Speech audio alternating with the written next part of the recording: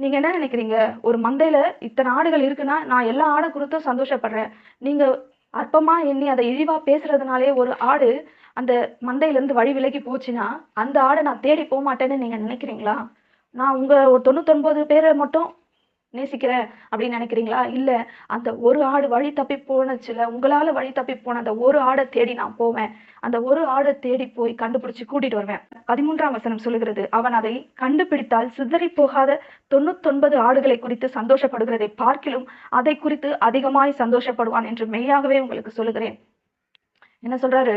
99 ஆடு மந்தையில தான் இருக்குது அப்படின்றது சந்தோஷத்த காட்டிலும், சிதறிப்போன ஒரு ஆட நான் கண்டுபிடிச்சு கூட்டிட்டு வந்துட்டேன் அப்படின்னு அந்த மேய்ப்பன் சந்தோஷப்படுறான்ல, அது போல தான் என்னுடைய சந்தோஷம் இருக்கிறது. கெட்டுப் போய் வெளியில ஓடிப்போன அந்த ஆடை தேடி நான் கொண்டு வந்து இந்த சபையில, இந்த மந்தையில சேர்க்கும்போது தான் எனக்குள்ள ஒரு சந்தோஷம். ஏற்கனவே சபையில இருக்கிற 99 ஆடுகளை குறித்து நான்